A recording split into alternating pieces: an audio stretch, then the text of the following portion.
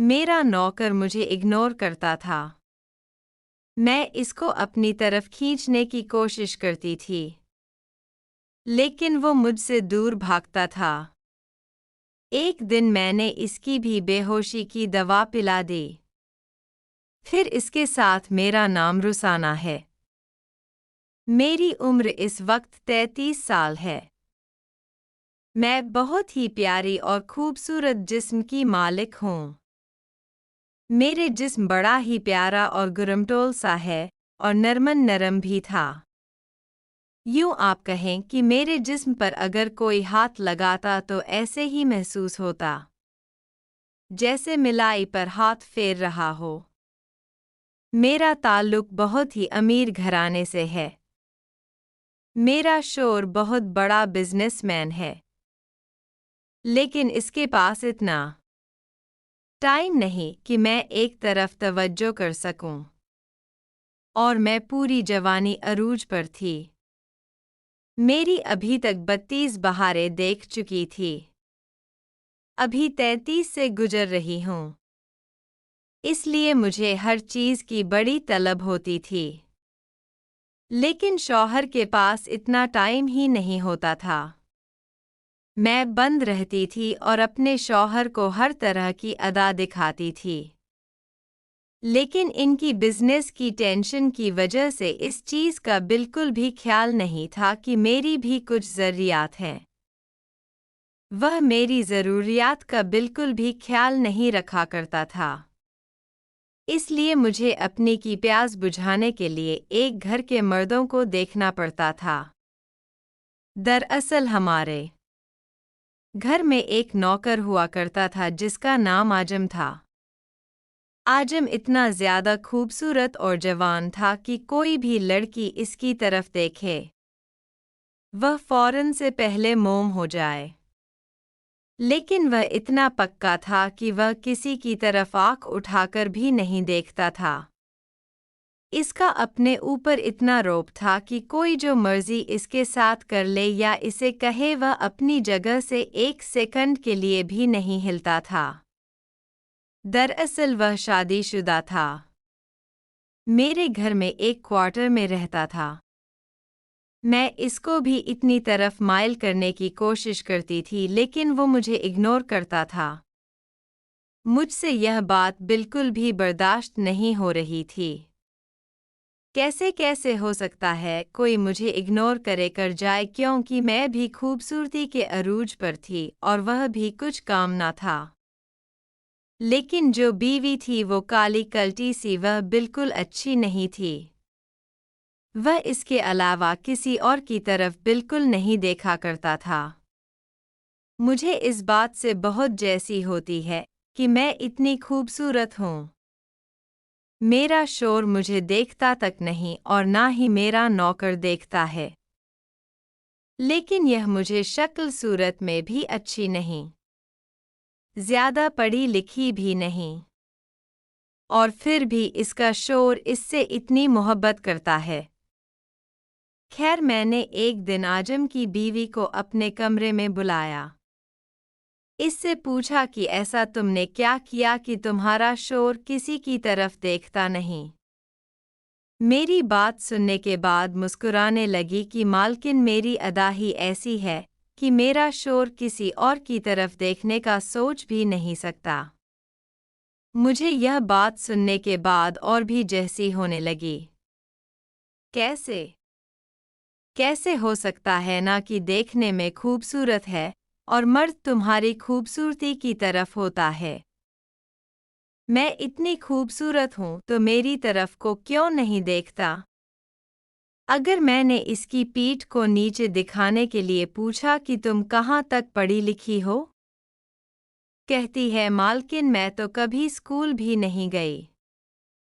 तो मैंने इसे कहा, क्या तुम्हें बिल्कुल भी डर नहीं लगता कि तुम्हारा शोहर इतना खूबसूरत है, अगर वह किसी और के साथ चक्कर चलाने लग गए तो पूरी गुरूर से बोली कि मालकिन ऐसा कभी भी नहीं हो सकता, मेरे अलावा किसी की तरफ देख भी नहीं सकता।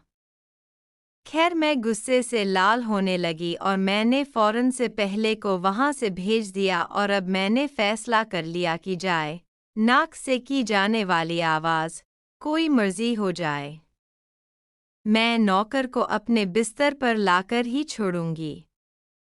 अगर मैं अंदर ही अंदर प्लान बनाने लगी और एक रात मैंने प्लान बनाया कि आज मौसम भी बहुत ठंडा है और रात के वक्त नौकर को अपने साथ ले जाऊंगी और बहाने बापने से गाड़ी में इसके साथ सब कुछ करूंगी। दरअसल शहर में मेरी एक फैन रहती थी। हमने इसकी तरफ जाना था तो मैंने नौकर को अपने साथ ले लिया।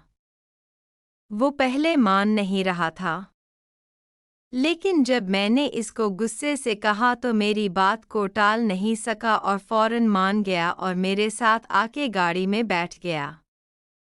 गाड़ी में बैठने के बाद वह चुपचाप बैठा रहा।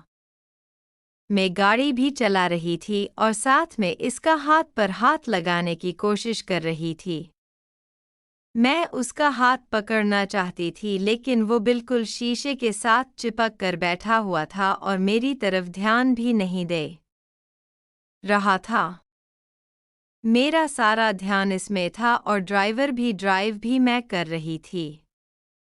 सुनसान रास्ता देखकर मैंने गाड़ी लगा दी और मैं नौकर की तरफ पूरी रचाई हुई नज़र से देखने लगी और अपने बाल खोलने लगी ताकि मैं जिस्म की तरफ देखकर बिगड़ जाए। लेकिन वो इतना पक्का था कि उसने मेरी तरफ देखा तक नहीं हूँ। गाड़ी से बाहर निकल कर खड़ा हो गया। खैर मैं बहुत ज़्यादा गुस्से के मालिक दोबारा गाड़ी में बैठ गई और ड्राइव करने लगी। मुझे इतना गुस्सा था कि मुझे समझ में नहीं आ रहा था गाड़ी एक ट्रक में जा लगी और हम दोनों का एक्सीडेंट हो गया।